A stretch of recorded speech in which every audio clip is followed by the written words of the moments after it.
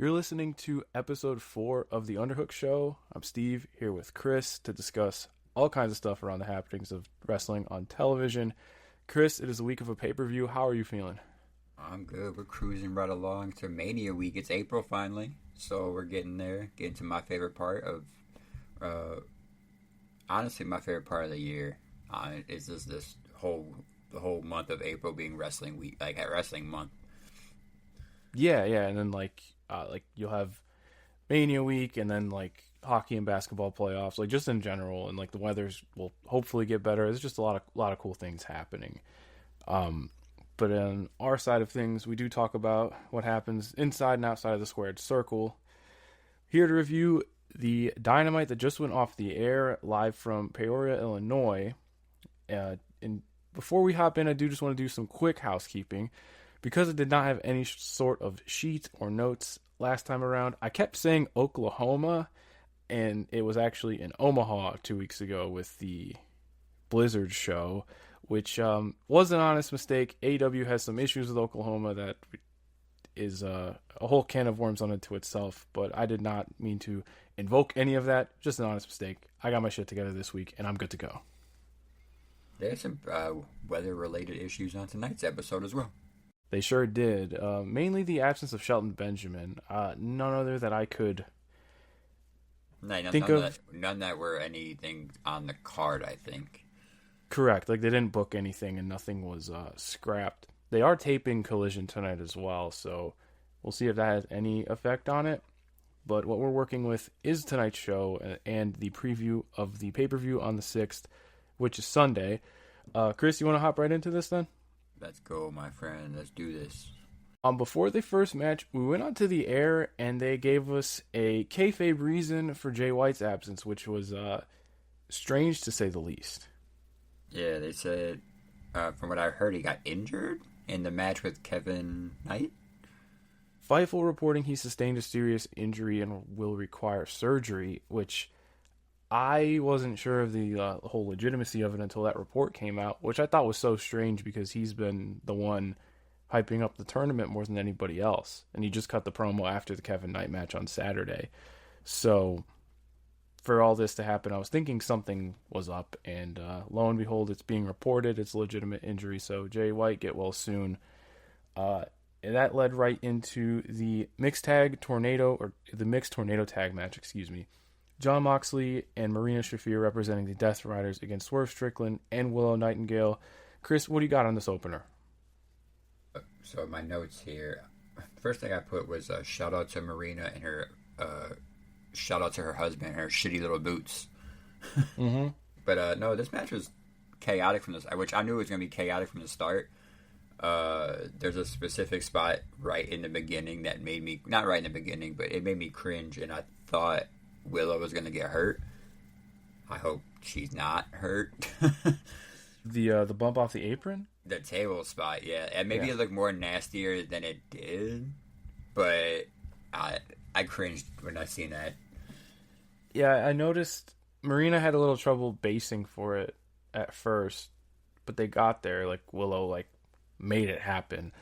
My main takeaway from the match, though, was Willow's performance. I think she was so much of the, if you want to call it the glue or the connective tissue that kind of brought everything and everyone together, which for me was really nice to see because I'm a huge fan of hers. I'm a big Willow fan myself. She was the main focal point in all this too. It seemed at a lot of aspects. Yeah, for sure. She brought together a lot of the intergender spots or teases of those spots. And when you're having her behind a lot of the heat, she just works so well when she does come firing back.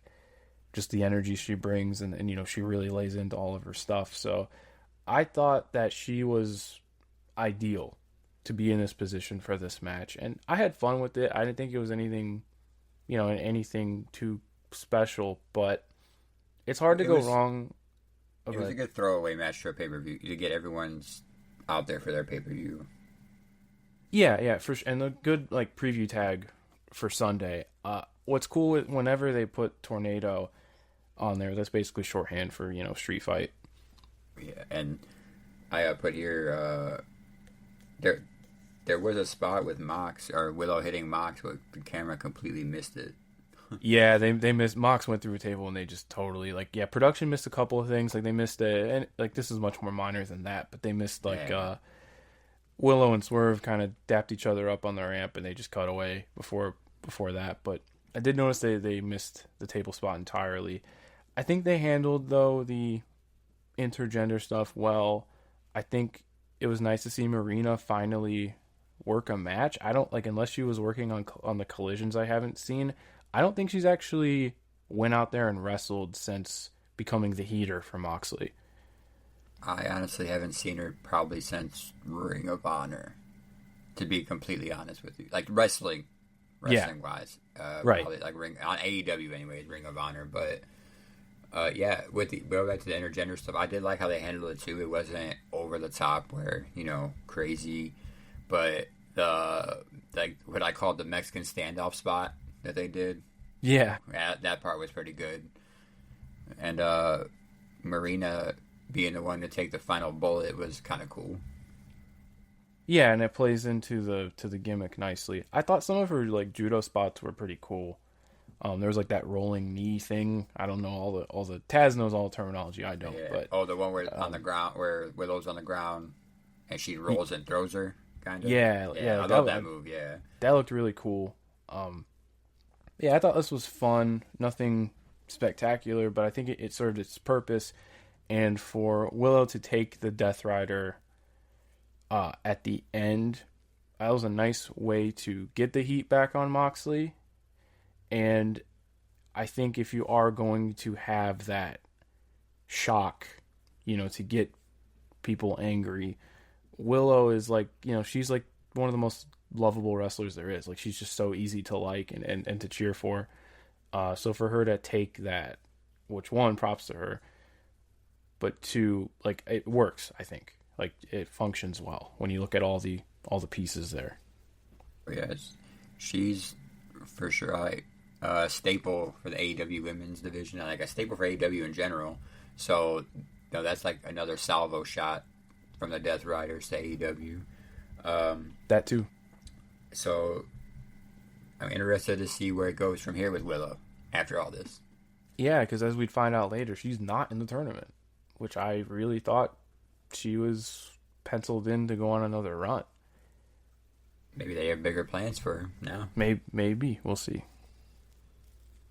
But that led right into, if I have this correct, there was that FTR interview, which was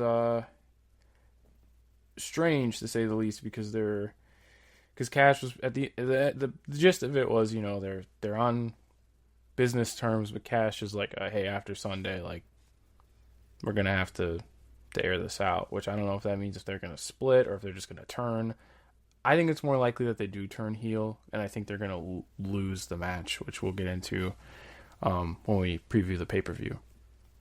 Yeah, before or after that, I didn't write that part down. I totally forgot to write that part down. But they did, like you announced, they did announce the brackets as well. I wrote those down. Okay, yeah. For that too. Yeah, let me pull up those. We can get into this. Owen brackets. I did a great podcast work. Wrote those down. So yeah. Come in prepared, because once again I got caught lacking. So on the men's side, we got Ospreay versus Kevin Knight, Brody King versus Takeshita, Mark Briscoe versus Kyle Fletcher, and then Hangman is going to go against a wild card, which I'm assuming Josh Alexander would be my assumption. Yeah, I think so too, and I thought that was going to be, of all these matches, I thought that was going to be the one on the pay-per-view, because Hangman doesn't have a match. Yeah, but we did see him later in the night, though. True, which that explains why. Yeah. Looking at this field, though, this is pretty stacked. I would say if they don't reseed after this first round, I could easily see it being Ospreay Hangman at Double or Nothing, because that's well worthy of a final and a pay-per-view match, especially with the standings both those men have in the company. That's a match, they have not interacted very much, if at all, since Ospreay signed. So I could easily see that being the final. Out of this first round, though, dude, Brody Takeshita. That I am waiting. I guarantee that. Well, I don't know, but when that match when they announced that, my eyes lit up. Like you could see, I was like smiling like a kid on Christmas morning. Yeah, that's very much up this show's alley. That's for sure. I'm excited for that one. I'm a little surprised with the choice of. I mean, I know that they want Ospreay on the pay-per-view. That's a big spot for Kevin Knight, which I'm happy for because like I watched his New Japan run. I think he will do very well in AEW. And I'm like, man, they're really like giving him an Ospreay pay-per-view match first week in the company. That's pretty big. So I knew nothing about Kevin Knight until like my buddy Mondo was telling me to watch him. He's like, man, you gotta check him out. I think you'll like him. And I was like, all right, man, I'll give him a chance. And ever since I've been hooked. I like the guy. I'm glad AEW signed him. And you're right, it's really a big on pay-per-view also. Like that's great. That's gonna, and I know it's gonna be a great match. Or it's gonna be good. It's gonna be good. I'll give it good. I'm gonna say good. Yeah, so his whole run in New Japan since graduation, he was a junior heavyweight. And he was just like a guy in Best of the Super Juniors, and then he got a tag run with Kushida, which they're actually on the card next week in Chicago. Did they release that card? Most of it is out. It'll be finalized after, I believe, Sakura Genesis, their next big show, is on the 5th. All right, cool. Yeah, so we'll know. I only know one match. That's literally. But yeah, there's been a couple things announced. We can come back to that. All right. But yeah, Kevin Knight, hell of an athlete. Like, just his vertical is insane. Excuse me. Clearly, as we've seen in his couple spots now, they're showcasing that aspect of his game, and I think him and Ospreay can have one of those very highly athletic, high impact style matches. I think by design they're going to showcase that, and I think naturally, just due to a lot of the AEW house style. I know AEW has room for different styles, but I mean, like, I look at this on paper and I'm like, okay, yeah, that's a no-brainer. Like, he's going to look good in defeat, and this crowd's going to really get behind him soon, which is a good thing. Yeah. Me and my buddy Josh tonight were trying to figure out, do you think this opens? Ooh. It might, actually, because I think it's a good opener. I would open the show with this, in all honesty. Yeah, because there's no MJF. That was my first thing, too. I said, hey, there's no MJF on the card, so they need an opener.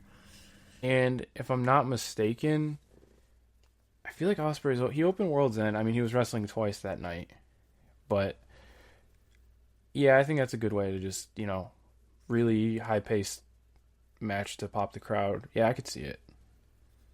Because this card's a little strange. We'll get to it. We'll it's different. It's different for AEW pay-per-view. It's very non-AEW.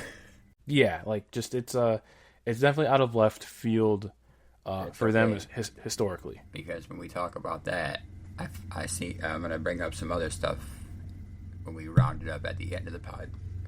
Sure. Yeah, for sure. So, and then on the other side of the field, Briscoe and Fletcher, I haven't seen their previous matches. I've heard great things about them. Like, I think Briscoe naturally gets those heel elements out of Fletcher that they've been trying to build him up with, or I should say they're trying to turn him into. So I'm sure that'll be good. And then, I think the wild card's going to be Josh Alexander as well. Yeah, that's the only other thing I could think of, unless they got some other trick up their sleeve. But I mean, I can't really think of who's a free agent unless you bring in, because, like, I'm pretty sure Jeff Cobb's going to the Fed. Yeah, that's what the rumor was with that one, and then, I don't know, man. Yeah, it has to, unless you're bringing someone back from injury. But why would you bring Darby back for this? For no reason. So, he's the only other person I could think of given the connotations, but, like, I feel like Hangman's just going to win this thing. or at least go to the final. I feel like after you said, because I couldn't figure out for the life of me who was going to win, and once you said Ospreay Hangman, I said, "Ooh, that makes the most sense out of everything."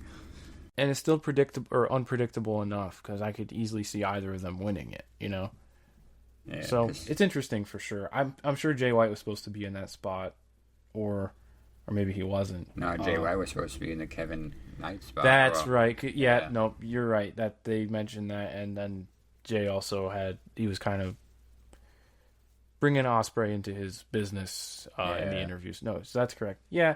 Overall, though, they usually do good with these tournaments, like the Owen tournament. So I'm excited for this, and I'm really excited. Nothing against the Ospreay Kevin Knight match, because like I said, I'm a Kevin Knight fan, and I know that Ospreay is going to know the assignment going into this match. I think I'm just a lot more intrigued by, say, the Brody King Takeshita match, and then obviously the unknown factor of the wild card. But yeah, overall, I'm pretty positive on this lineup, top to bottom. Yeah, I'm interested to see matches we haven't seen really before, like the Brody versus Takeshita or Hangman. They might have wrestled before. I just might be drawing a blank, but and then the possible Hangman and Ospreay, like that intrigues me too. Like, if they've wrestled before, it was a long time ago. Yeah, because I can't really recall them ever wrestling, but this is their first time wrestling on AEW, and correct. I'm all for that. Yeah, and then something like Fletcher Hangman, even like in the second round. Yeah, there's some cool things on the table there.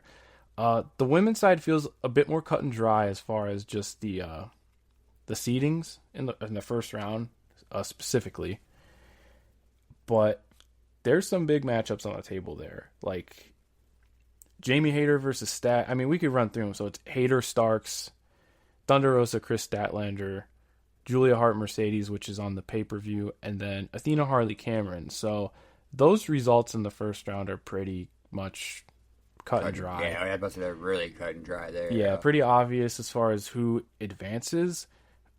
But man, that second round, if it's Stat, Hayter, and then Mercedes, Athena, I'm here for both of those. Yeah, I'm locked in. And then I'm thinking you're getting. Oh man, do you get Stat and Monet? Do you get Hayter and Monet?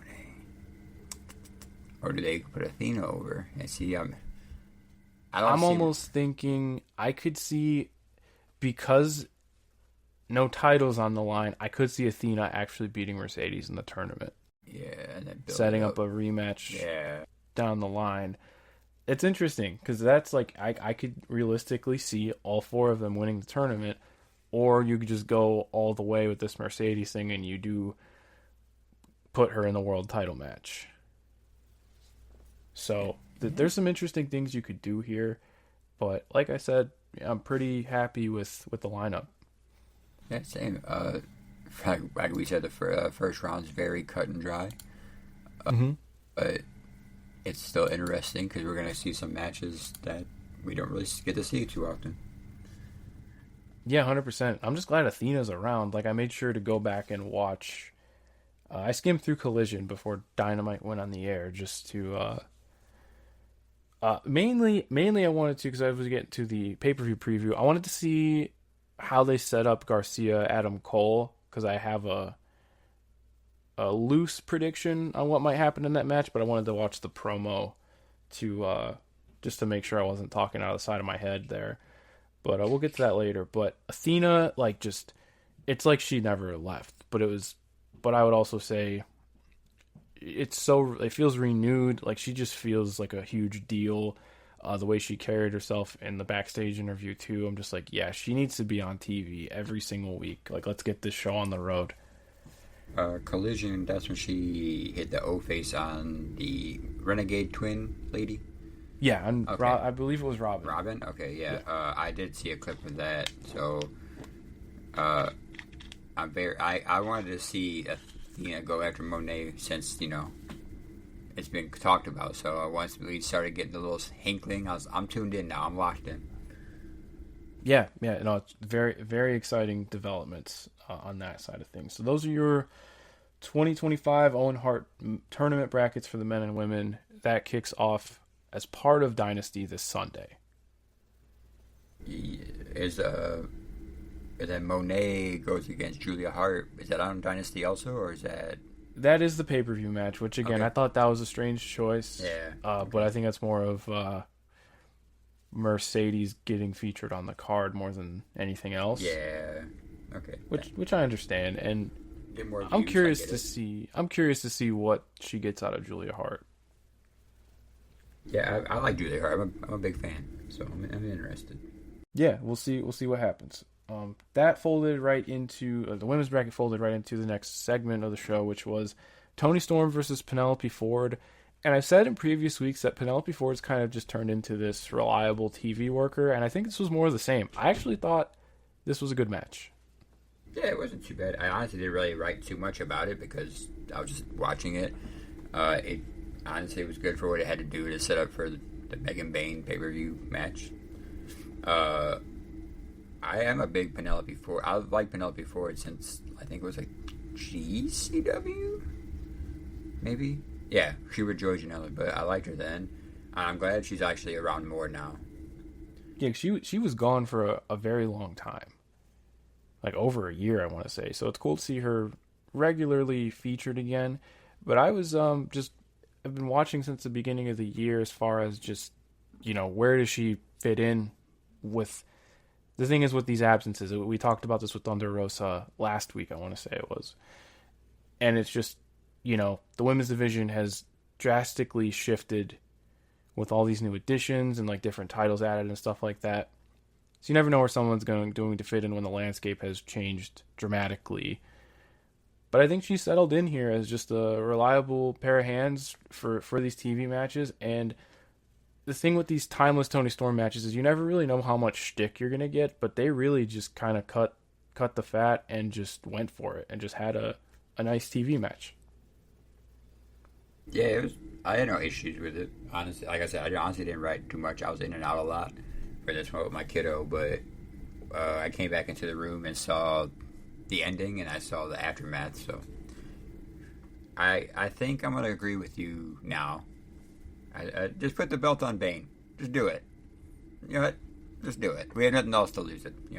Yeah, no, I think we are leading in that direction. Go home math might not suggest it, but I'm kind of doubling down on it. Yeah, I think she's gonna win. Yeah, I was like, they showcase her a lot, and they are putting her over like Rover. So, and then I was like, you know what, do it because she won't. It's the best way to do it without making a woman a transitional champ or feel like a transitional champ, if that makes sense. Yeah, because she's been just destroying everyone since she came in. Like, I think you can pull the trigger now. And you could always, and if you don't want her for the stadium show, like you have a pay-per-view before that. So there's all kind of stuff you could do. Yeah, I feel like we might see a new women's champion. Yeah. No, I'm with you. And we'll talk about ways you can get there when we run down the pay-per-view card. Following that, if I'm not mistaken, was the Willow Nightingale medical update, which was just in like a random room. And no, I wrote down, side note, is this medical room in a closet? Yeah, it was pretty just thrown together, but the segment served its purpose. Swerve making it known that he planted the seed saying that that we're gonna get more of him and Moxley before they go off the air. Yeah, there was nothing to write home about other than the fact that it was literally in a closet. Going back to because I was thinking of, because Nana was there too, and I didn't talk about this when we talked about the opener, but Nana dancing with Willow both before the match and then kind of leading the clap after the pinfall. I'm just like, man, that's so awesome. Nana's the best hype man in the world. He really is. I gotta buy his coffee. I want to try it. Shout out Prince Nana though.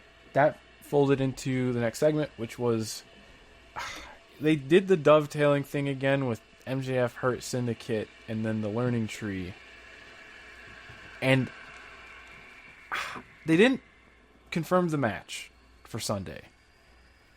So Yeah. I don't really know what we're doing with this yet. Because I'm like, okay. They did. They later, did. Later on in the night, they did. Okay, excuse me. So that makes more Yeah, sense. I missed it, but internet showed a clip and it said that it got announced for Sunday. So I'm almost wondering because in the segment, MJF basically makes a sales pitch. Lashley's still not having it. And I'm almost thinking, are they going to run a singles match on the show? Which that was not the case. Now I'm thinking MJF is going to help him retain.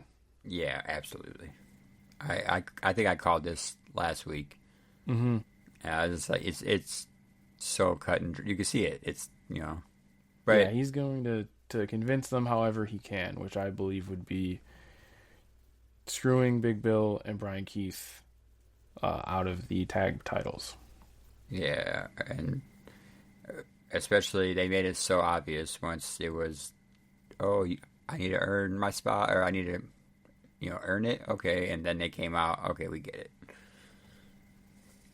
Yeah, I'm with you. I was just thinking. Again, I think that they just got slowed down because none of them could travel to Omaha, and everything was pushed back a little bit. This also felt like it was out of place. I am excited for that tag match, though. Yeah, it's not gonna be like they did my boys, the Outrunners. So, No, but I think it's very strange because Lashley is just such a massive human being that when Big Bill makes him look small, it's like an insane visual. I wrote down here, Big Bill steps up to Lashley, ... goddamn. Yeah, it's insane. It's insane visually. Like, I've never seen anybody make Bobby Lashley look like a little kid. It's insane. But the cool thing is that both of them are huge, but everybody in the match is super athletic. So I think this will be good. It's gonna be good. I'm pretty interested to see it because I'm a big Brian. I'm a big Brian Keith guy. So yeah, man, me too. Yeah, 100%. I think that they could do something cool, and I think it's a low key shout for this tag team.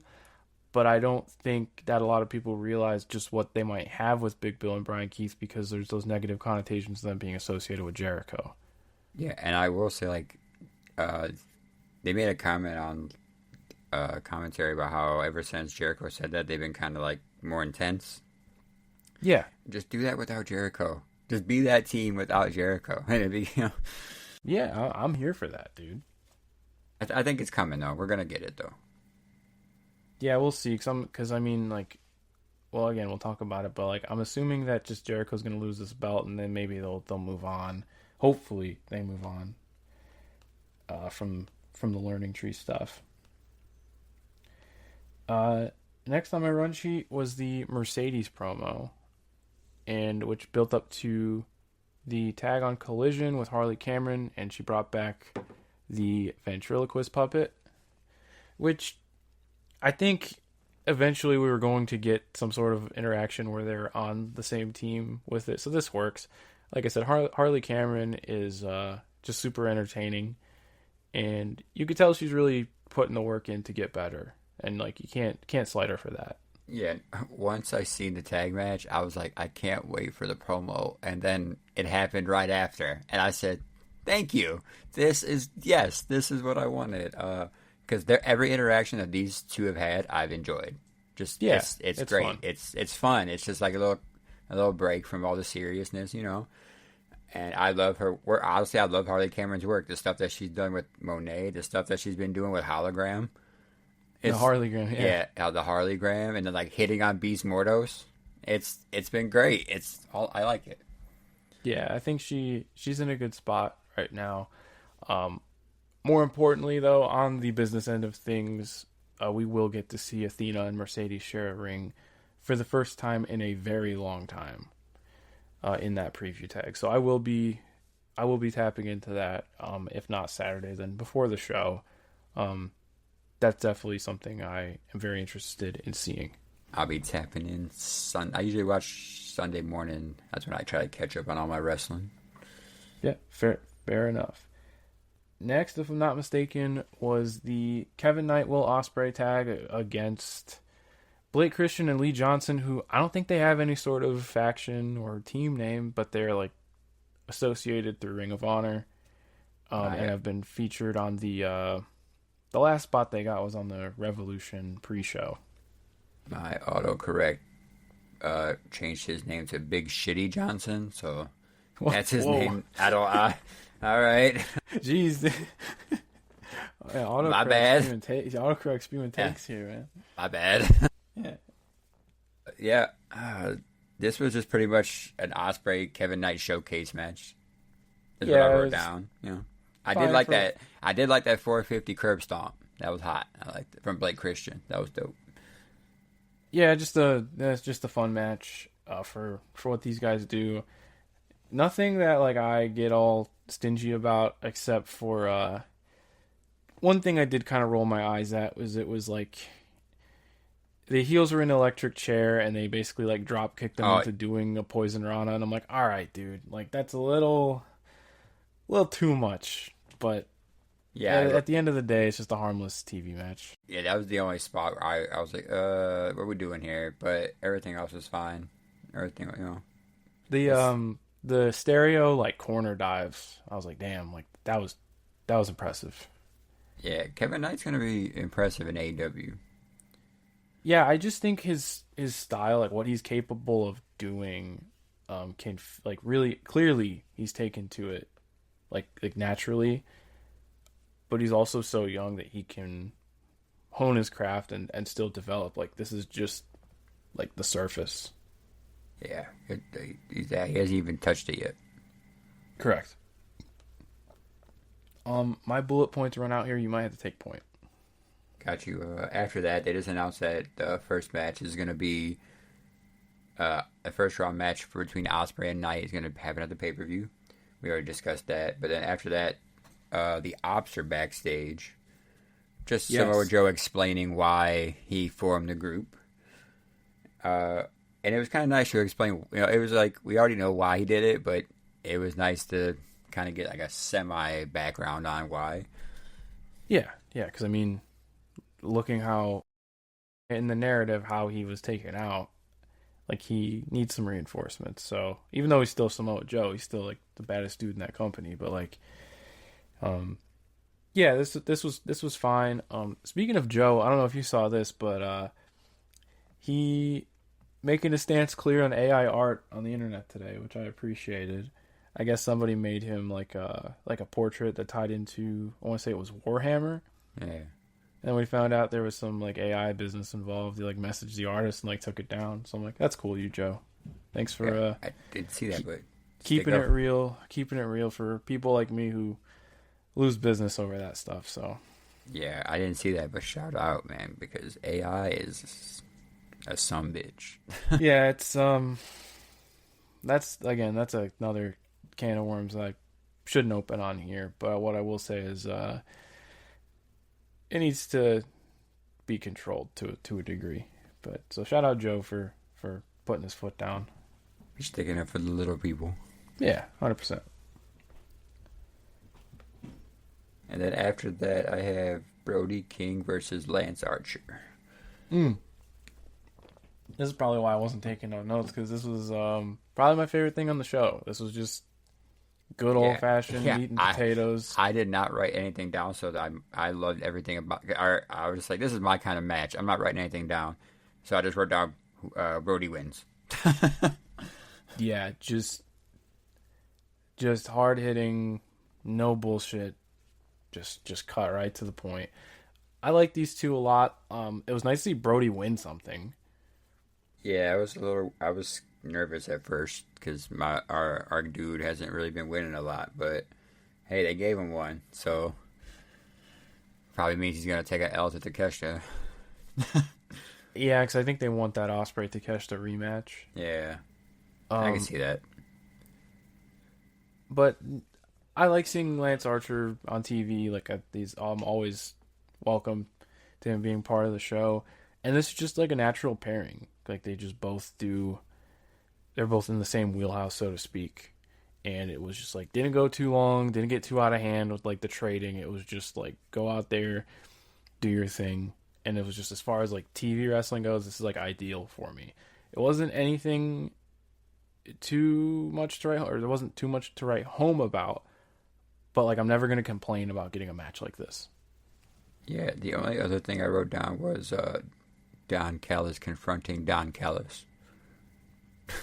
Yeah, which that guy was in the crowd before. I'm pretty sure he's a plant.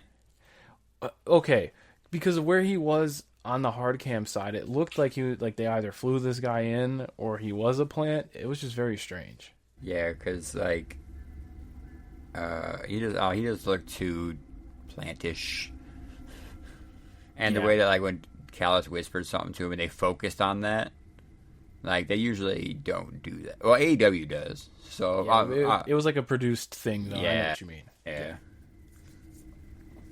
And then main event time.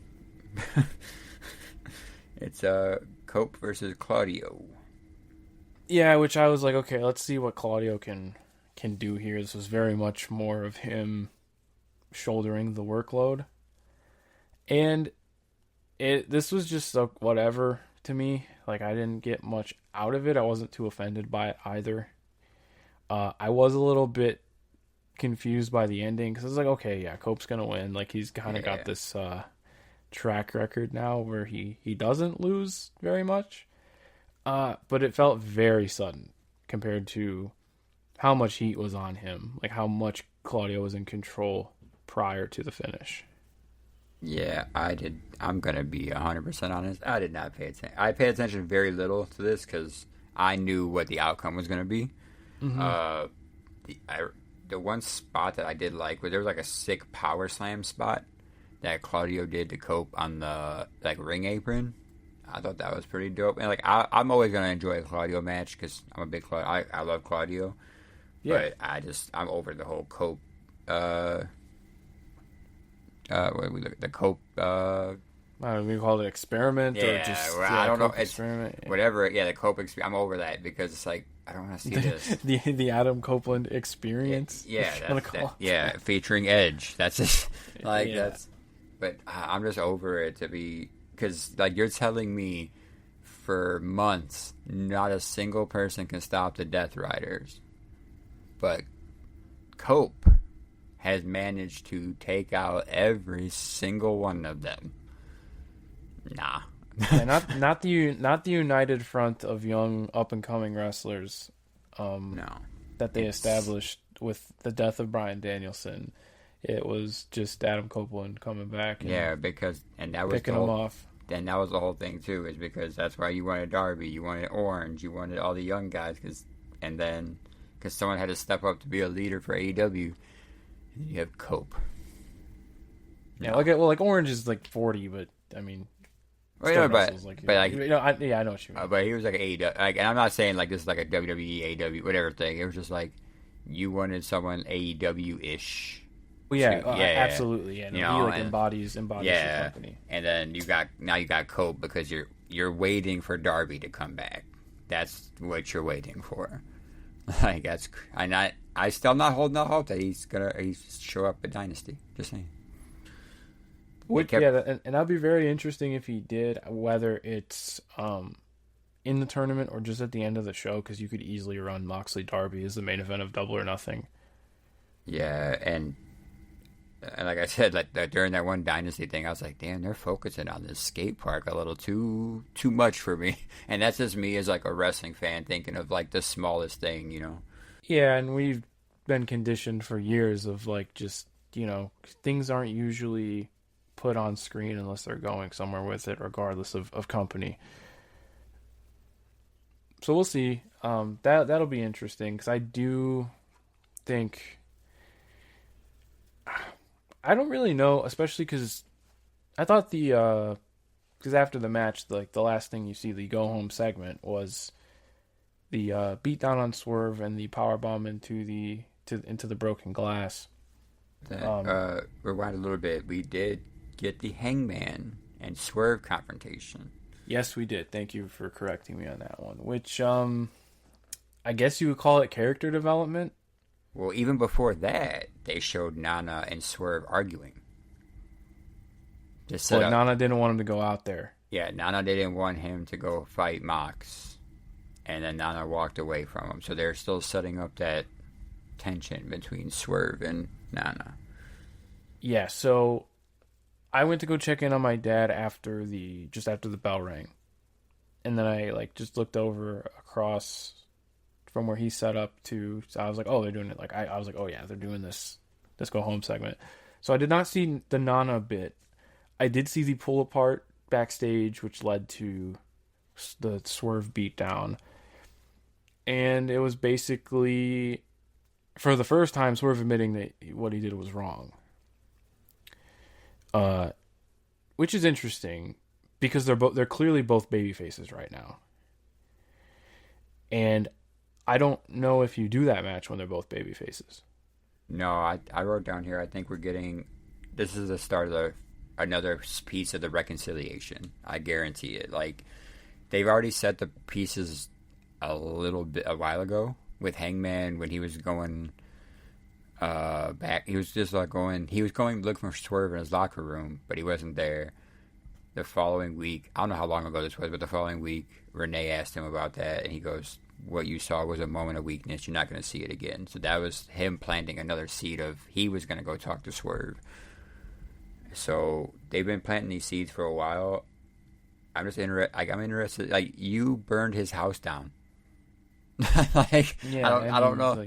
I don't know where I did deserve what came after. So it's leading to something. I'm not quite sure what that is. I don't know if that's, say it's Swerve helps Hangman win or something, or like just fights off interference, or if they're going to be teaming together in something like Anarchy in the Arena or Blood and Guts. I wrote down Blood and Guts. Mm-hmm.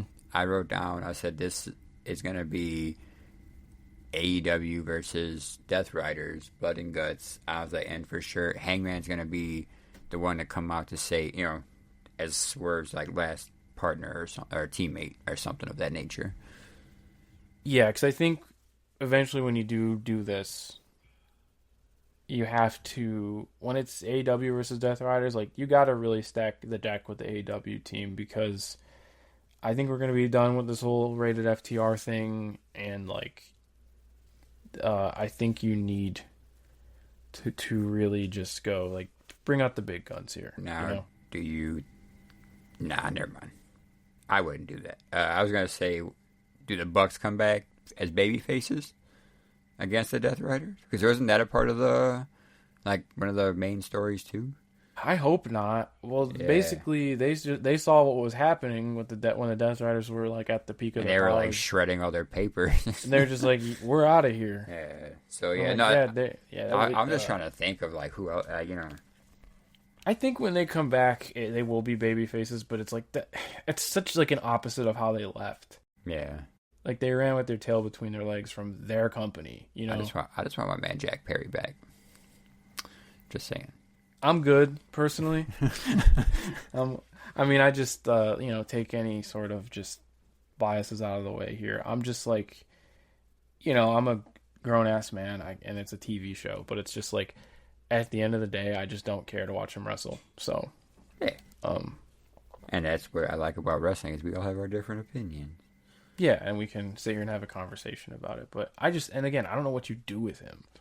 Yeah, that's another thing too. I think, honestly, like, not to get too off track here, but like when he did that, we hit the end of Dynamite, so we got some room here before we talk about the pay-per-view. So go ahead. When he did his New Japan excursion, mm-hmm. I thought that was some of the best work he did or has done, because he got to, but when you transfer it to American television, it's different, because as you know, it's different in Japan. But and then when he came here, you gave him the TNT. I just think, I don't know.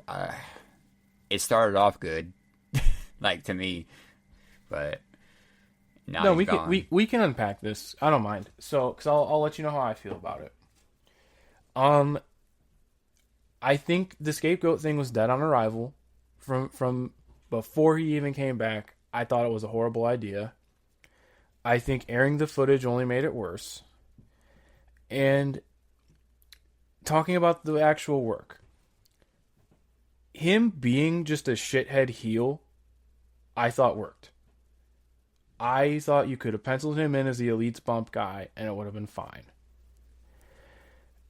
But the singles title run wasn't very good, in my opinion. And what he was doing in Japan with House of Torture, I just think worked better as a gimmick overall. So when he's coming back to AEW shows and he's trying to slow down, but AEW fans are saying, we want this guy to do flips, that counteracts with him being a conniving heel, right? And then when you look at something like the Danielson match, there was signs of him, like really getting into it with the crowd and like starting to take shortcuts. And then it just turned into a 50-50 wrestling match with like arguably the greatest ever. And nothing ever stuck for me with the Scapegoat run. Fair. And that's a lot of people too. Like you said, all biased out the way is on a wrestling standpoint. A lot of people didn't like him, but I think once again, I just had that connection of watching him in like GCW, like when I guess I'm a big GCW, or used to be a big GCW guy, and seeing guys like him and all the people that I see like now in AEW. That's why I think I just have like a smaller connection to him. Yeah, but like I will say, like on TV, he just doesn't have a good character. And it's like, well, other than I like the scapegoat thing. I didn't like the Jungle Boy thing. That thing ran its course really quick. I just don't know what you do with him, because I don't hate the idea of him being a tag guy again, Yeah. You can't have him come out there to Tarzan Boy again. It would, you know what I mean? Like they're in a spot with him. Like they need to.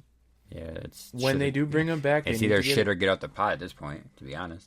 I just think that they need to find a place for him. And I would argue the same thing with the Bucks too, to a certain degree, because I mean, like the Bucks are still the Bucks. I mean, I didn't really care for the EVP run that they just did. But I think that they need to just do some maintenance, some housekeeping, so to speak, and find something else. Especially for Perry, man. Like, that just did not. There were glimpses of it. There were glimpses of it. It was just a very weird, like, group. Because you had arguably, like, one of the best, like, top 10 tag teams ever, with the Bucks. And then you have one of the best in Okada. And then you have Jack Perry.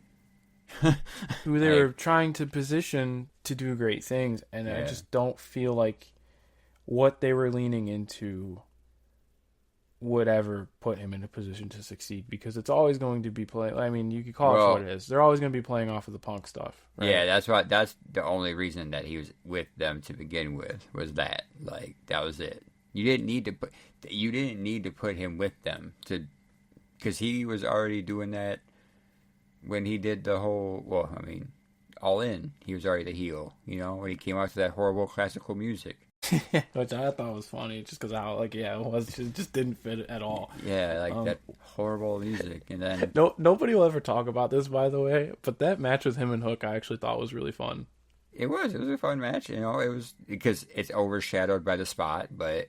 Yeah. Outside of that, it was that's one of my favorite pay-per-views, like... I just love that pay-per-view. I love it. Like, all drama aside, I love every second of that one. No, it was a fun show. It didn't help, too, that, like, something like Anarchy in the Arena, it was, like, the Elite versus CM Punk's friends. Yeah. Like, who were the bad guys here? Yeah, it was so weird, but... I just think it was completely mishandled. And, eventually, I do think, though, everybody will be back. And from a less cynical point of view, I just want them to find things to do that don't rely on somebody else's heat. Yeah, just go out there. Like, I will say, like, I have enjoyed them not being on my TV 24/7. Like, every time I watch, it's been nice. But at least Kenny's back, so we got the good one back. I like the Bucks, don't get me wrong, but I just got tired of seeing them. Same thing with, like, Just not the same thing with Jericho, but like I got tired of seeing the Bucks especially after the whole situation, and then they were playing off it a lot. I said, guys, we don't need to keep bringing it up. Yeah, because I mean, I feel like that's the only reason Perry got the Danielson match in Chicago area. Absolutely, yeah. You were in the building. I mean, we both were. It was like there was some chants and some booing when he made his entrance, and then nobody cared. I will put my preferences before I say it. I am also a CM Punk fan. You know this, Steve. I'm a CM Punk fan. But I am also a shitbag sometimes. I was say, you're a bit of a shit stir at these shows. I'm a shitbag sometimes. Jack Perry came out. I started cheering. Guy in front of me was a CM Punk fan. He told me to shut up. And I said, I just cheered louder. And then he kept saying something. I forgot what he said. It doesn't really matter. But they ended up like going down more rows because they got tired of me. But I was just cheering, man. I didn't do anything. That's better than what happened in my section because, like, overall, it was like very tame in that regard as far as the entire room.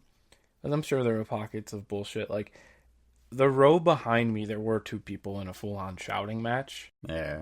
And I'm sitting here, I'm just like, this is probably the last time I'll ever see Bryan Danielson wrestle. Like, can you guys just let me enjoy this? Like, you're just sitting there like, Mm-hmm.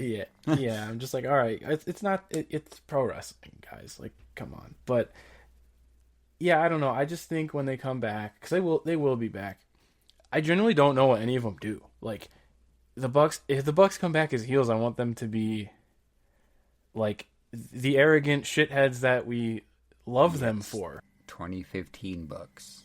Give me that. I mean, they're old now. Like, they're the not so young Bucks now, but it's like, I don't mind them just coming back as the Young Bucks. Like, I appreciate them trying something new, but it didn't work for me. Yeah, that EVP thing did not work for me at all. It was just come back and be like you said, the shitbag cocky heels, and we know we're not going to get the Young Bucks of old, but we're still going to get something entertaining, at least in the ring. So sure.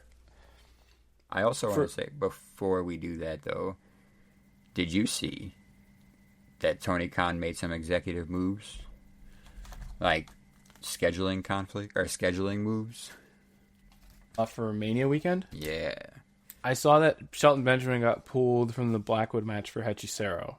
Yeah. So, well, I'm talking, he moved, they're moving Collision, they moved Collision to a Thursday to avoid competing with WrestleMania.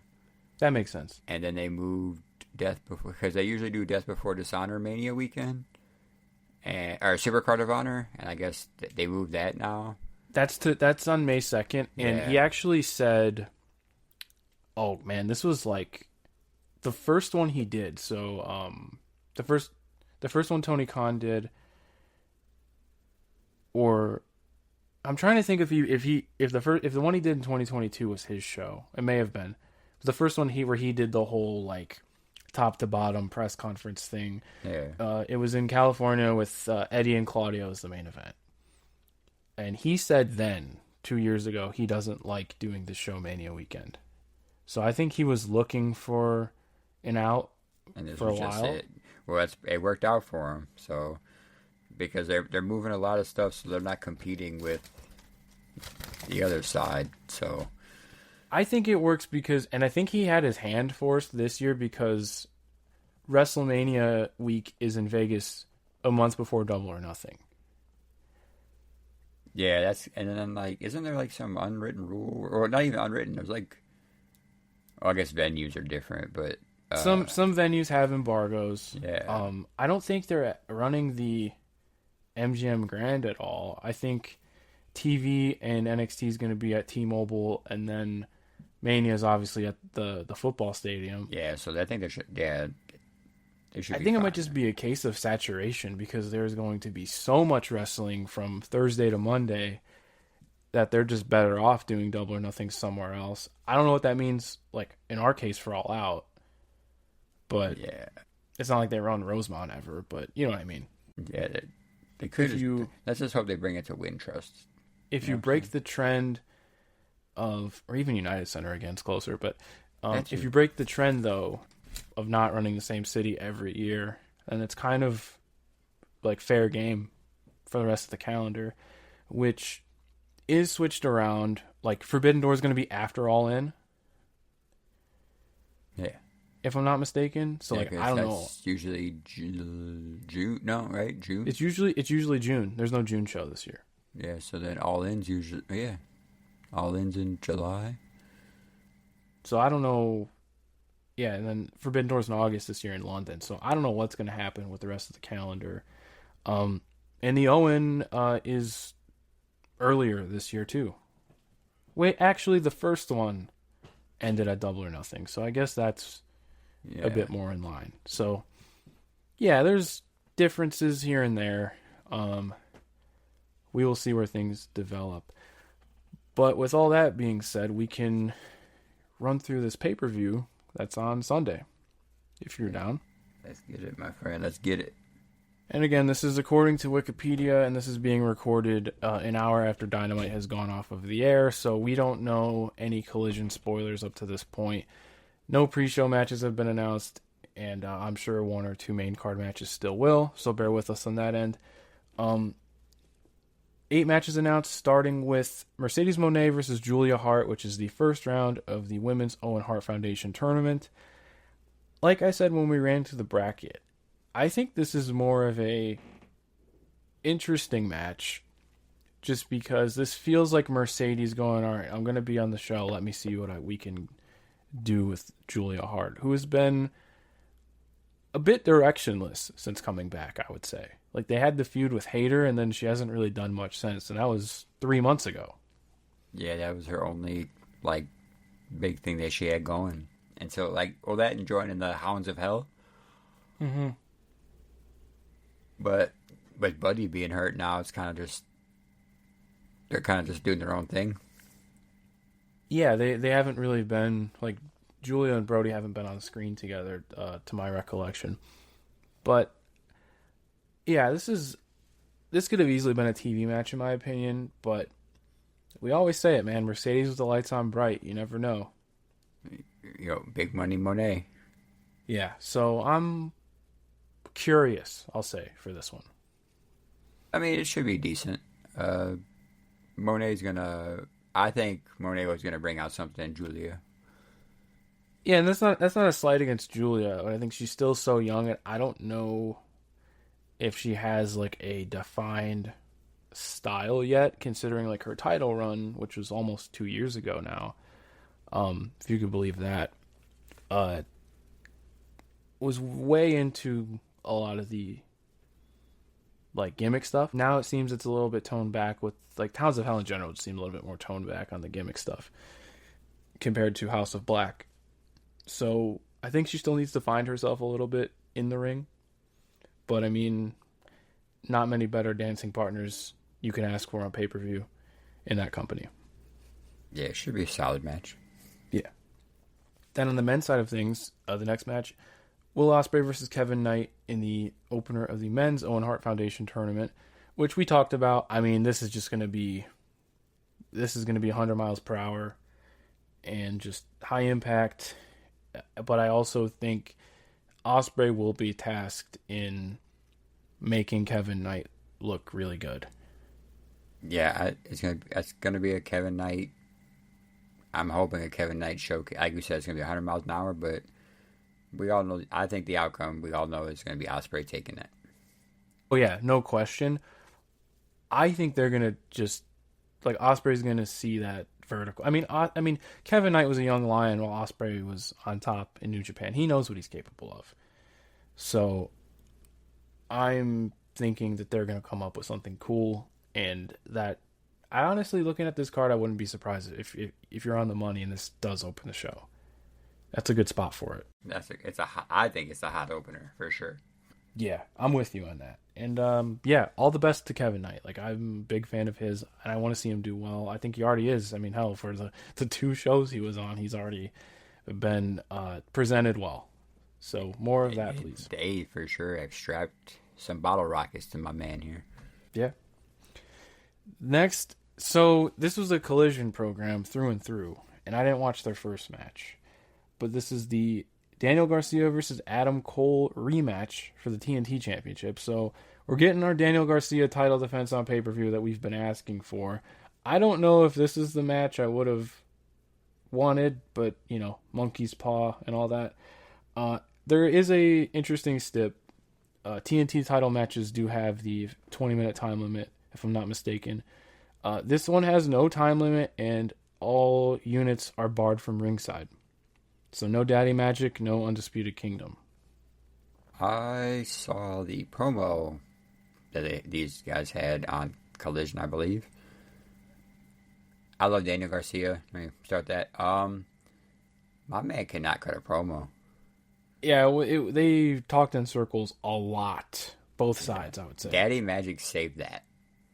Well, because Adam Cole's like, I have all the respect for you, and you're the future of this company. And then Roddy immediately comes in and he's like, I have all the respect for you, and like Adam Cole said, you're the future of this company. And then they just left it to Danny, and I'm like, hey guys, like, all right, let's get to the point here. Yeah, I mean, maybe that's why they've kept him there. Like, he does have some ways to go with some of the stuff outside of the wrestling, because I think bell to bell he's still fantastic. Yeah. I don't know what they're doing with this gimmick though, because I'm like, do these guys really need to go 25-30 minutes on pay-per-view? I don't think so. Like, is that what Adam Cole needs with where he's at with his health? I mean, to be fair, he's gotten himself in great shape. Yeah, but he does not need to go longer than that. Like, longer than 20. Yeah, I'm not neither thrilled or not thrilled for this match. It's just there, to be honest. Yeah, not moving you either way. Like, I'm a Garcia guy, but I feel like it's sizzled out now because they haven't done really much with him. So other than that weird the push that they did when he first won the belt, I think for my sense it's like the chase is better than the achievement. So, and then I just don't think they've really followed through with him. Like, they've kept him on Collision, which I've done a better job of keeping up with since we started the show, which the show has motivated me to do so. But they've kept him in this bubble with the Undisputed Kingdom. And my question was, why not just put Roddy in this spot? Yeah, Roddy versus Garcia. Honestly, I would rather see that match in 100%. Because I think just naturally, even if the Kingdom isn't necessarily heel right now, Roddy can flip that dynamic easily, and he could be he's one of the best bully wrestlers there is, Yeah, and you can give King of Shit Mountain, like, yeah, and you can give Garcia that obstacle to overcome. Roddy in control is just a killer. You know what I mean? Yeah. So that's why I think. Man, now I want that match, dude. Fuck. maybe we'll get there, but I really think, win or lose, I think Adam Cole might turn heel. I'm going to see. You're going to see the Undisputed. I almost said era. Undisputed Kingdom turn heel. Like, they're a better heel faction. You don't need them to be face. You don't. Adam Cole's a way better heel. Roddy's a way better heel. O'Reilly is a better. He's better at doing both. Like, he can play both. He's utility. He can fit either way. But I think which granted, for what all the shit Adam Cole had to deal with, like, yeah, he needed that kind of comeback tour where he does have that goodwill towards him, especially with the concussion stuff. You never know if someone's going to come back from that stuff, let alone breaking the foot and all that, derailing the main event program, all that. Like, he had a terrible run of luck to give him the benefit of the doubt. Yeah, but him jumping, like, who would have thought him jumping off that thing would shatter his ankle? Well, I mean, he was built like a popsicle stick at the time, but Still, it was just a freak thing. It was just like a freak thing, and like people were blaming him for it. I'm like, you can't blame the guy for a freak accident. Between that and Punk breaking his foot, there should just be like a no stage dive policy. Punk, I forgot, he dove in the crowd. That's what set all this crazy timeline in motion. But someone find that fan, and this is who did it. Yeah, man, that's one of those like time machine moments for sure. But I think though that the goodwill may have run dry. Like I think it is time for a change, and like you said, Undisputed Kingdom era, whatever you want to like just that group of people are effective as heels. Adam Cole's a great heel promo. He's one of the, like Ring of Honor. He was one of the best heel worker. He was one of the top heels in like that era. And at PWG, like if you he is a menace to society. Like in PWG. God, he was one of my favorites in PWG, and like I love Adam Cole. So I honestly hope he wins the belt and then turns heel, and it beat the shit out of all of them. And you could even set up Garcia to just come back. Like it's a television title. It's not like you can do short reigns with it. So yeah. use it to flip Cole, and then I don't know if they will have him more like because I do think you do need to work the schedule of a TV champion, excuse me. But I think win or lose, I think we do see that switch. I think it's time. So I'm calling a shot there. That's one of my I don't want to say like what do they call it? Bold predictions is yeah. But that's one of my outside shots. I do think that there's a chance Adam Cole turns heel, whether it's to cheat to win or in the post match or whatever. Yeah. Next, a Lucha de Apuesta match, which we rarely see in AEW. I wish it was mask versus hair, but it's mask versus title. I wish it was mask versus career. That's what I wish it was. Yeah, dude, 100%. God. Bandito challenging Chris Jericho for the Ring of Honor World Title. His second time of asking, and I think this is a rip the Band-Aid situation. Just get it over with, because Bandito is too good to be stuck in the Jericho vortex. I know that's what Jericho does at this point of his career, but I was so. Let's unpack this real quick. Yes, please, because I am ready.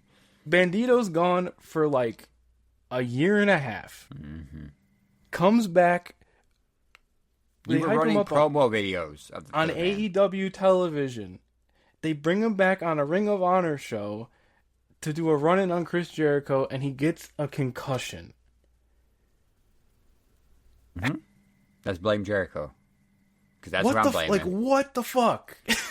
Like, you don't need... And this is our biggest gripe, is you don't need Jericho on sucking up the time for all your hot up-and-coming stars. He just puts himself there. Stop it. And then he gets hurt. Yeah, Bandito gets hurt when he has to come do this shit. Like, you were showing him on AEW television. 90% of the AEW watchers on television probably don't turn into Ring of Honor. So they didn't give a fuck that he was on Ring of Honor. You should have put him on AEW. I watched wrestling from all over the world, and I don't watch Ring of Honor anymore. Yeah, no, it's not the same. I can't. It's not the same thing. I will say, I'm on the other side. I don't watch NXT either.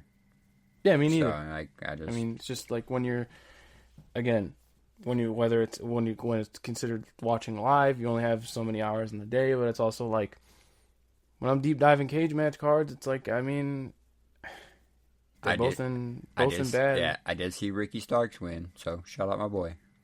I'll ask you about that after we get to this, because I'm checked out on NXT. But yeah, so they hype him up and all that. I think he's only been on Collision. I don't think he certainly hasn't wrestled on Dynamite since coming back. No. Yeah, they need to. He's been on Dynamite doing run-ins, but not anything like that. And he's still incredible. Like, he's awesome.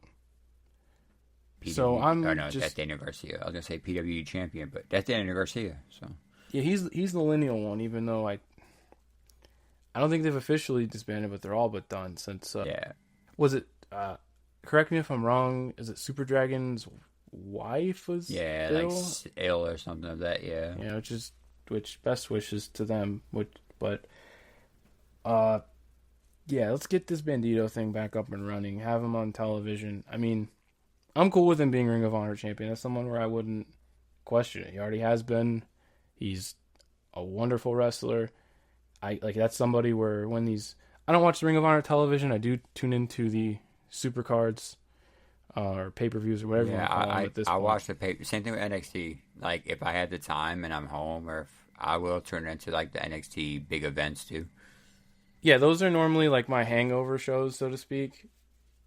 Like if I'm Yeah. just, like definitely Mania weekend. That's like my. I remember last year um, I had a little too many during Super Card of Honor, and then we switched over to the Arena Mexico show because that was Danielson versus Blue Panther. Yeah, solid match. Yeah, that was awesome. And then like I just rolled out of bed the next day, got in Discord, and like Stand and Deliver was on. I'm like, yeah, fuck it, why not? And I think I hopped in during the War Dogs match because that Braun Breaker Baron Corbin tag team actually rocked. But Hey, a shout out to Baron Corbin first of all, because yeah. I fucked with Baron Corbin. Dude, him and Braun were great last year. Yeah, but I've always been, I've honestly been a Corbin. When he first came to NXT, I was like, yo, this guy's pretty dope. And then he kind of got a weird end of the stick situation. Yeah, you were like a lone wolf guy though. Yeah, I was the lone wolf guy for sure. He had a hard theme song. You got a hard, you have a hard theme song. 9 times out of 10, I'm gonna fuck with you. Yeah, hell yeah. I think he'll probably be around Mania weekend. What something Bishop now?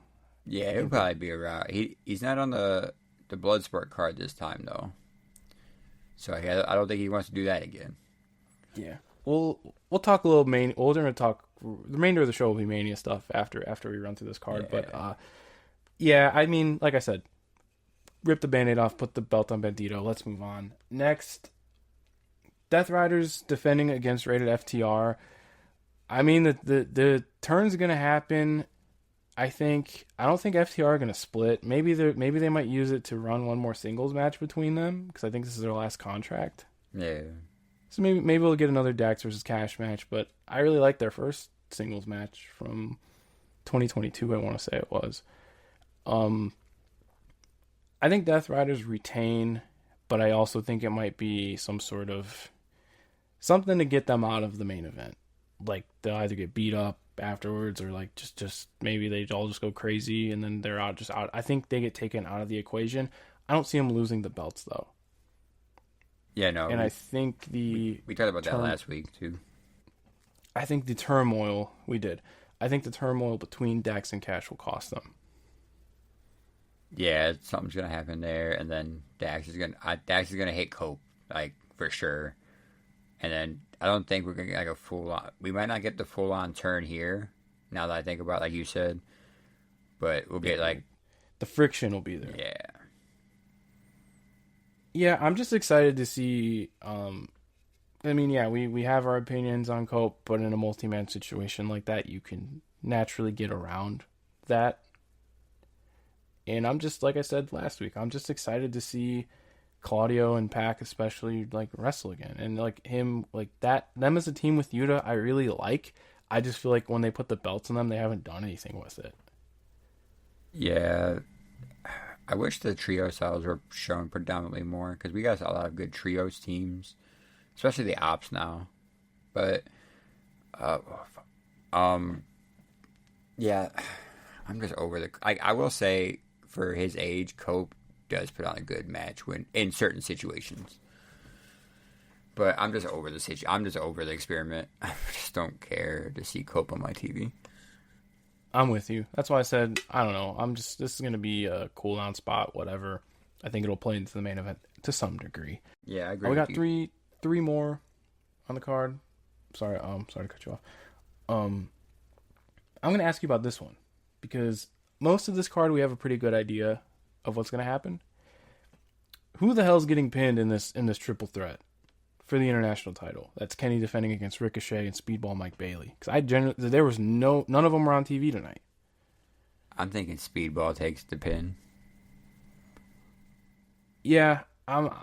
Because the only reason I say that is because you already had Ricochet take the pin last pay-per-view.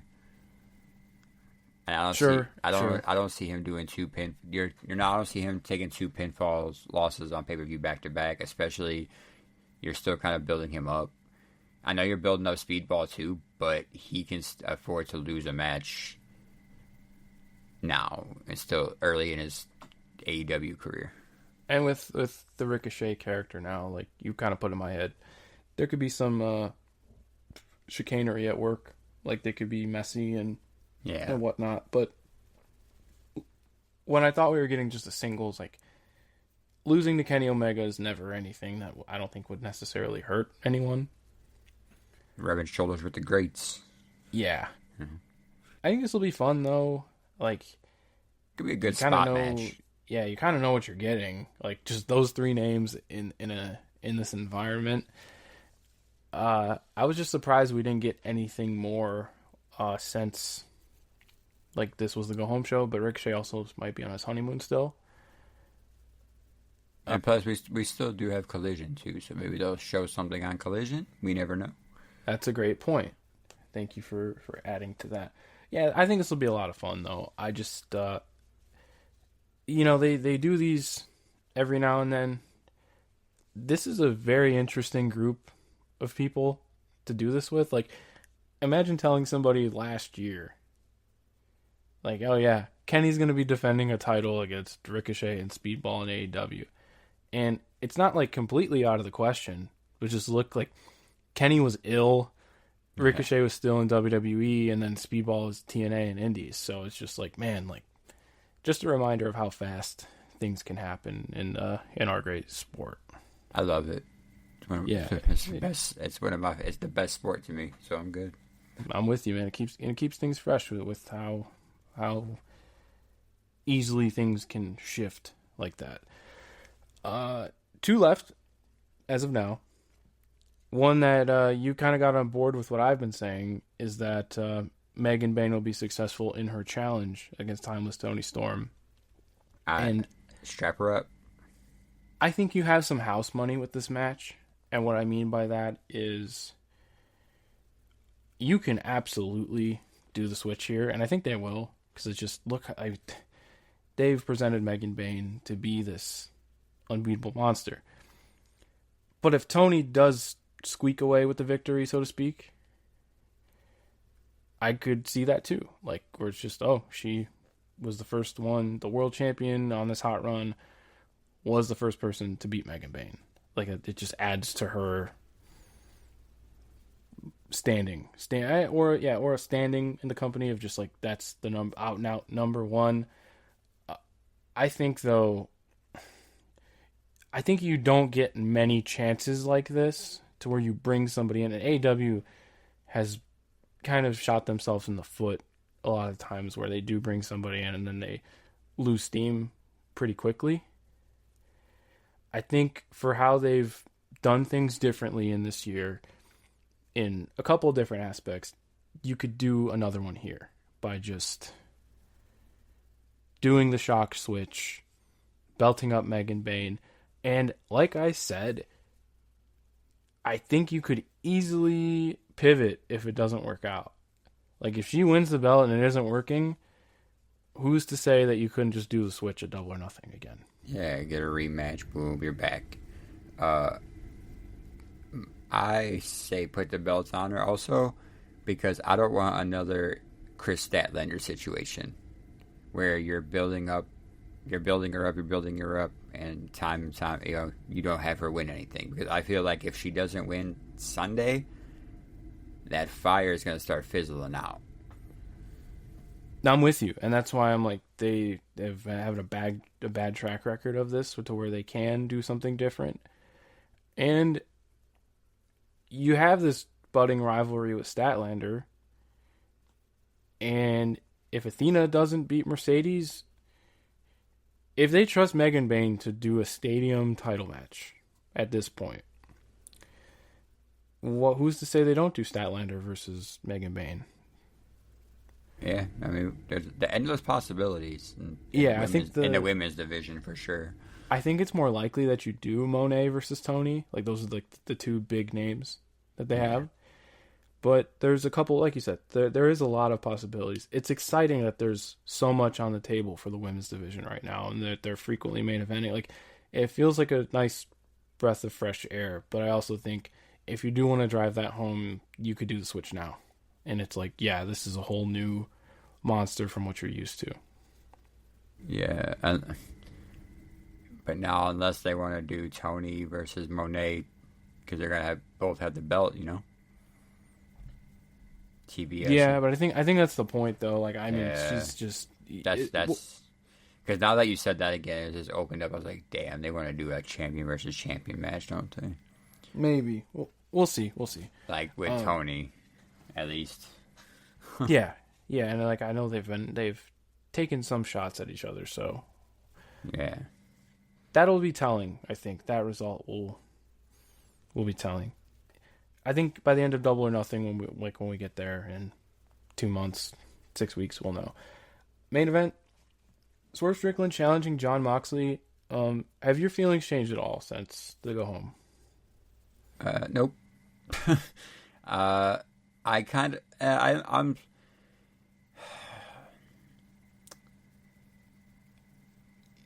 Tonight made me seem maybe it could be different.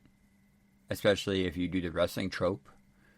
But Swerve did sit up, though, when he sat in the glass. So, I still see Mox. I think Mox is going to win. Because I want... Man, I don't know, man. What do you think? Hear me out. Yeah. I don't think this is going to be I think we're getting more than one match. Unless Darby comes back, then everything changes. But if it's just these two, I could see Moxley winning underhandedly on Sunday. And that gives you the option to do two things.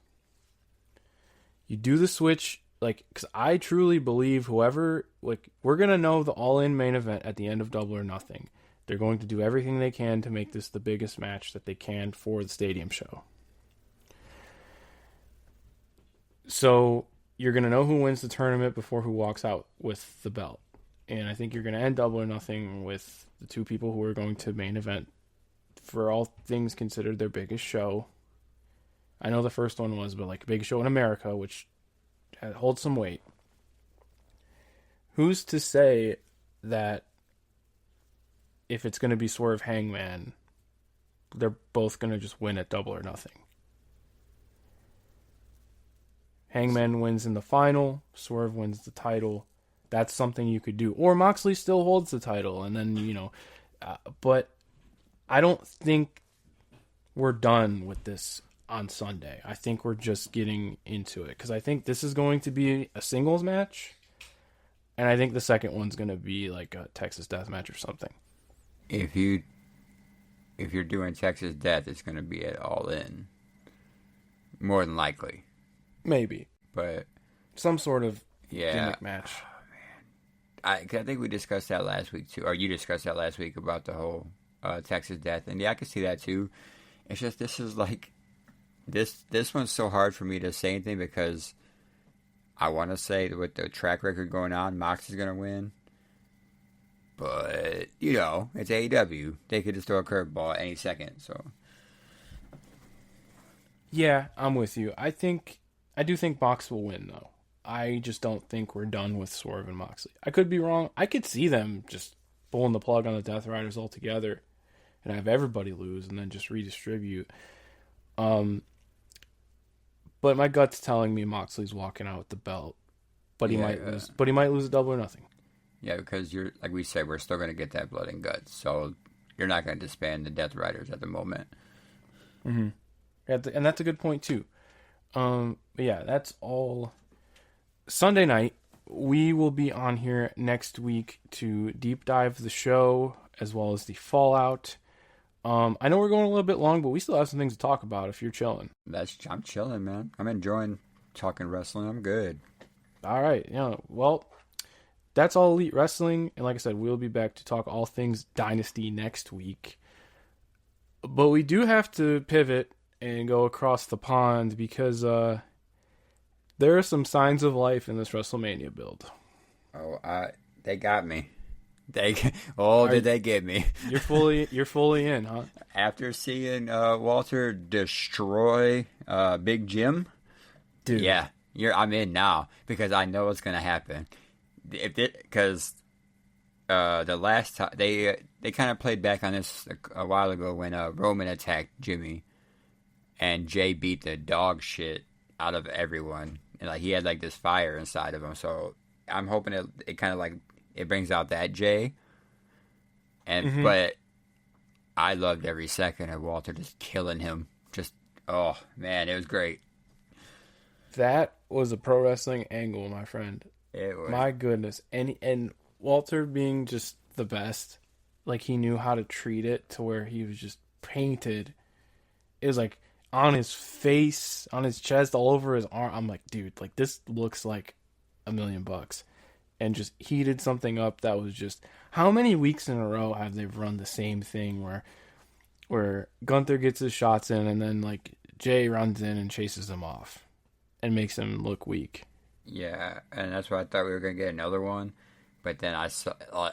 I didn't see this coming. Oh, it was great. I loved it. Because he did run off, but then he was just like, nah, I ain't done here. We're doing this right. And I'm like... And it was great because it was like... It went to a commercial. Like, so they just kind of played it off. It went to a commercial and then came back and just showed...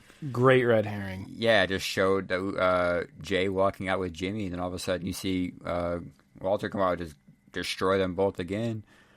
Oh, and it was awesome. That was great. That was awesome.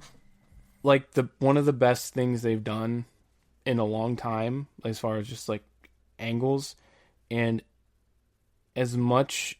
As overproduced as WWE is, like by design, like you said, great decision cut, like to just be genuinely shocking, cut to commercial, come back. Because I saw just his tweet, which, by the way, he just tweets him covered in blood, holding up the world title, and just puts "Welcome to Hell." I'm like, this guy should never lose. Like, no. This guy's the best. He is the epitome of pro wrestling right here. Like, this is. So I see that, and I'm like, what in God's name happened on Raw? Like, I've been keeping up, but just not feeling what they've been doing. And so I told Mill, like, big bro, I'm just like, yo, like, I texted him, I'm like, hey, I think Big Jim ran the blade. Like, we got to see what the hell happened. My man was leaking. It was a great blade job. I said, kudos, Big Jim. And I think it was a blade job because I don't have the eye for it yet. Like, as much wrestling as I watch, I don't have the trained. It was right. So there was a spot. There was a long time when they were. Walter was in the ring teasing Jay, and that's when it was right. That's when Big Jim was slicey. Oh, I knew when. Oh, He was under the apron, but ever since they've kind of lifted that embargo on blood, they've done blood pack a lot more than blade. Okay, yeah, they've done blood packet more than anything. So that's why I think the first time I did it was during like the Cody Brock stuff a couple of years ago, with the mouth stuff, right, when he had the capsules in his mouth and stuff. Yeah, and even like they've done like I think in Hell in a Cell, I think Punk actually did a packet because when Punk blades, like you can tell, like Punk is fantastic when he bleeds. He's a great bleeder, great Crimson Mask. But I'm watching this and I'm like, okay, maybe they did that. But when I saw like Gunther, I'm like, yo, like they don't put that much in there. Like he gigged. And it was awesome. Like, genuinely fantastic work. I'm been so just not interested in this feud. And this was just like, okay, like, we have something here. And now it's time to get the brass tacks. Enough of the posturing, enough of the yeet man. It's like, you're in the biggest match of your life, and this man's coating himself in your own blood, dude. Like, get to work. Yeah. Please come back now and just be a menace. Or you could even do a similar formula in the match, or Yeah, get Jay some color, put him, behind the 8 ball, yeah, and just all he has to do is have a fiery comeback, and it would work. it would work. I don't it's not gonna be, I don't think it'll be anything spectacular. I don't think Jay's that guy still. Like, it hasn't changed my opinion on him as like a world champion. I don't But I'm want like, him to walk out as a champion because I don't want Walter to lose ever. Welcome to Right, hell, baby. yeah. Let's go. Right, yeah, but it's like the writing's still on the wall. Like, we know what's gonna happen. But great angle. Genuinely great angle. I was into it. Now I gotta ask you, were you moved by the opening, the Cena Cody Insider Baseball promo? I'm glad that they finally spoke, or they finally had words to each other. I just hate I hate the whole "let's talk about the other company" thing. I don't know. I hate when both companies do it. Let's say that. Sure, yeah. You'd rather it be like, Yeah. keep the story within. Yeah, Like, yeah. if you're gonna, because WWE is so much like we tell stories, and then it's like when you're going outside of that so much. I did love the line personally. Like, I think Cena's dig where he's like, "I build empires for billionaires. You take money from their kids." Like, I thought that was really funny. Yeah, That was genuinely a great line. And I did like Cody's response of, well, who put you in the top? The guy that we can't talk about anymore. So Sure, which the one thing though that I will say about that is that Cody was a Ventire, like, this second time. yeah, So Yeah. that was a little bit of a plot hole there. but yeah, When so you like, take when you okay. take when you take this segment and the Jay Gunther segment, my question is, where has this been? Yeah, they waited for the last show of the UK tour. They've been doing this the whole time. That's what I'm trying to say. Like, this is the road to WrestleMania, and like WWE's always like, this is like the new biggest is the biggest, right? Everything's the biggest. The next show is always the biggest, but it hasn't felt like it. This build to Mania, it just hasn't felt like a Mania build, in my opinion. Me and my buddy called it WrestleMania 2000 all over again because it's like a lot of multi-man matches or women matches. There's really no build to it. It just feels like an extended TV show. Yeah, it just doesn't feel as, especially with the names that they're working with, it just feels like they didn't have a lot of things like planned out. And no Sami Zayn. Really weird. Yeah, which I'm pretty disappointed about that, because he's one of my favorites. Although then you have to ask yourself, like, I wanted no part of him in a Karrion Kross feud for Mania. Yeah, no, but I think they gave him Ramadan off entirely. oh yeah, I forgot. Yeah, shout out. Yeah, okay, cool. Maybe Chamber was March 1st, so like I think he had the whole month, but like the rest of the month, like I And think plus, he's been working his ass off, so maybe he's got some time off too, you know. yeah. So you never know. Maybe they'll bring him back in time. And Kevin Owens is feuding with Randy now, so he has no one else to feud with at the time. So Yeah, which I think that'll be cool. yeah, it's gonna be Randy. Randy's gonna put on a good show at WrestleMania. So Yeah, but I'm just more of like, okay, we have something here. Like, Cena and Cody finally exchanged words. I know there's mixed opinions on it. I liked most of it, but I was also more of just like, the whole time I couldn't help but think like, man, this should have been the first thing they've done. this should have, this should have been it, or maybe not the first time because the first night when Cena came back, cool, but maybe the night after. You know, it's at the week after. Yeah, because it went from like Cena versus the people to the whole like supervillain, like, I'm gonna ruin wrestling, to like, now we're getting down to business. But like I said last week, that's his last announced date. He could still show up. We don't know. Yeah. But if that's all we get, that does feel a little empty. Did you see the contract signing segment from SmackDown between Yes. the Punk Shield stuff? Yes, I did. Yes, I did. Um, they're making it very obvious that Heyman's gonna turn on Roman. So I think the favor is going to be that he has to be in Punk's corner. Yeah, for the match. Oh. I saw some things where it's like the favor is going to be whoever wins gets inserted to the match at night too. But I'm like, you don't need that. You don't need that. That is a whole mess in and of itself. As much as I would, I mean, there's some groundwork between Punk and Cody for sure, but it's just like, no, like we got to do the Cena stuff now. Like we literally have no other chance at this. Yeah, no. It's that makes more sense. That I thought, well, because it's all they more so writing on the wall is Heyman turning on Punk or Roman. So sure, and the thing is that's the last of Roman's announced dates too. So I think Punk and Heyman are going to be carrying the rest of this build, which Punk and Heyman can do this in their sleep. I'm not worried about that at all. I think Seth comes out of that segment looking terrible. He just threw a tantrum, and it's just. I will say he did have a point though, because he goes, his one thing that he had over Punk was he never main evented WrestleMania, and he talked his way into this one. Yeah, and the whole issue between these three guys was that this all started because Punk threw them out of the Rumble to not be in the main event of Mania, and now they're just in it. Which I think that's more of a booking issue than anything.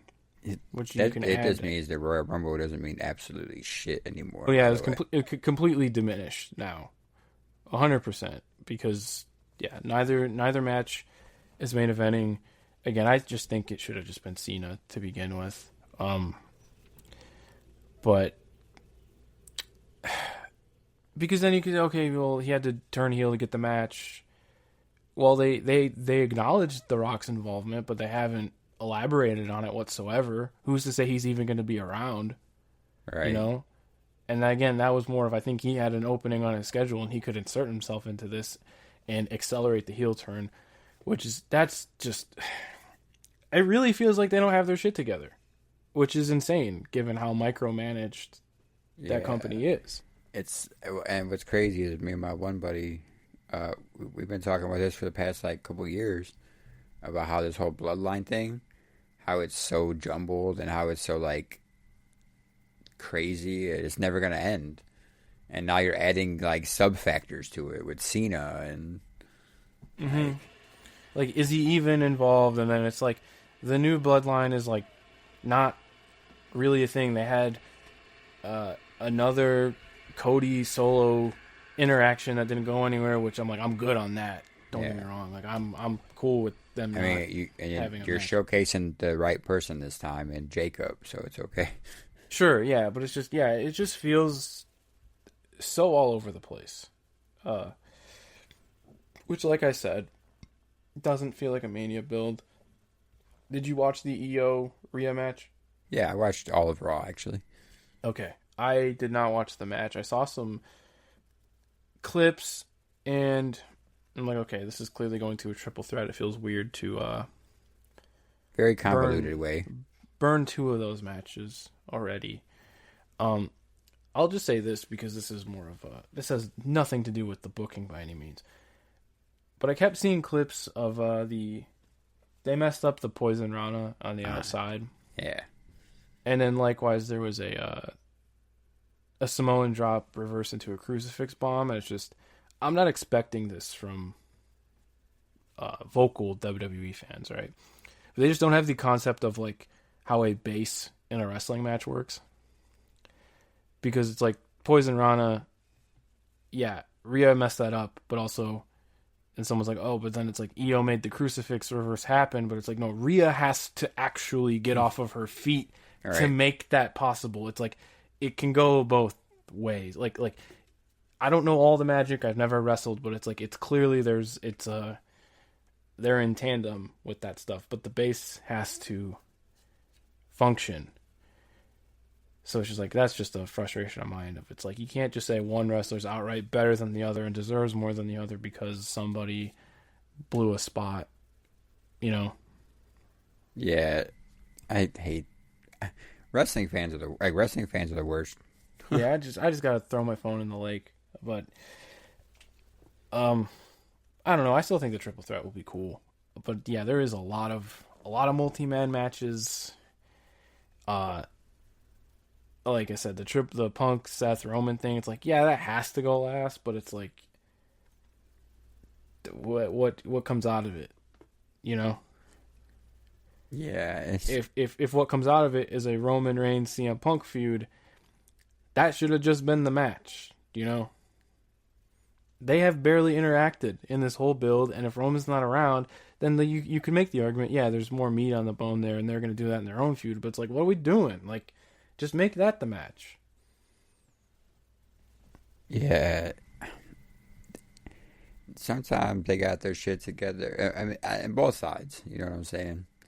Well, yeah, like AEW certainly doesn't have a checkered past of having everything like where it needs to be. Like, I'm not pointing fingers like one way or the other. Like, I'll call it how I see it, but how I see it is that, yeah, this Mania build is a mess, but I still think a lot of it will be fun, and I definitely want to see what that triple threat looks like. I'm excited for the women's triple threat as well, and I'm still on board for Cena win 17.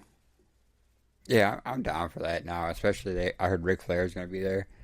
I want Cena to do it, and then we're smoking that Flair pack. Yeah, just do it in front of him, and then I just want to see a single tear fall down his face. That means that probably means Charlotte will wrestle that night too. Yeah, for sure. Yeah, interesting developments. I want to see how if they capitalize on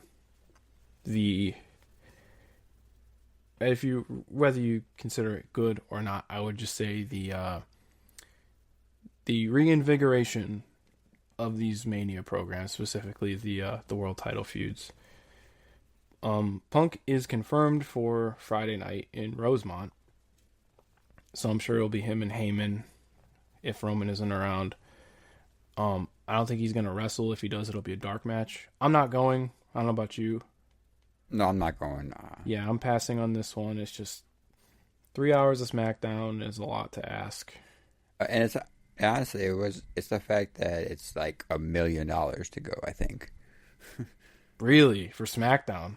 It could have changed from the last. I haven't checked in a while, but last time I checked, the cheapest ticket was like $100 something to sit at the top. Yeah, which, to be fair, like Rosemont, there, like 'cause I've been up there. Like, it's not like the view from the very top is not bad. Like, I remember. I'll give you this anecdote, and then we could start packing it up here. But it was like one of the Raws before Mania. It was like right before Cody came back, actually. And for the main event, Mill and I, it was like last call, and so like we went to the concession stand real quick and just got something to drink before we headed out. And we were just watching the main event from the very top, just standing. And we're like, oh, like this, you could actually see everything, like pretty fine. And I had the same viewpoint for the Raw last year with the Punk, Seth, and Drew promo. And like you could see everything fine. But yeah, I understand though. Like if you're milking it for the very top of the building, it's you got to pick and choose your spots, right? Oh, absolutely. Were you at that Raw, by the way, last year, like with The Rock and Punk and all that? I haven't been to a WWE event in years, dude. Okay. One more anecdote before we close out here. Mill at the day off. Got some tickets, kind of last minute. Because this was Punk's first TV, like in Chicago, since coming back to the WWE. Dude, we left our house at like 3:30. they oversold it. Like, they oversold Allstate. It was like one of the first Raws where they took the stage down. And have I'm assuming you've been to Allstate for like wrestling. Yeah. So you know how there's like, you're coming up and you have to pass the building before you like loop into the parking lot? Yep, right there by that exit. Is standstill. We were in standstill traffic there for 2.5 hours. Lord. It got to the point where they started having people park on the exit ramp. And they rerouted us to Target across the street. I got into the building after 8 o'clock. And Cult of Personality was playing. Jesus Christ. Again, the company that micromanages everything was not like CM Punk like oversold Allstate for a TV. Like insane shit. But yeah, I haven't been since, but yeah, I guess we were gonna go and we were gonna we looked it up and I was like, I got New Japan coming up. I'm good. Yeah, which looking ahead before we sign off, next week I think we could preview that show because the pod will go up the day before the event. Yeah. So we'll run through the card for that. We will preview AEW or review AEW Dynasty and talk about the subsequential television. So we'll have a lot to talk about there. And then the next week we get to talk about WrestleMania and everything around it. Yeah, I can't wait for that one. The next 2 weeks are going to be solid. We're going to have a lot of fun, a whole lot to talk about. But if you got this far into the show, thank you. I know we went a little bit long, but hey, at the end of the day, just two friends talking about one of our favorite things in the world. And Chris, I had a great time. I hope you did too. Always a pleasure, my friend. All right. Well, that being said, thanks again for listening. You could find us on socials at OuterStevon and at The Loserweight. I will make a promo graphic as we talked about prior. And we will talk to you again next week. See ya.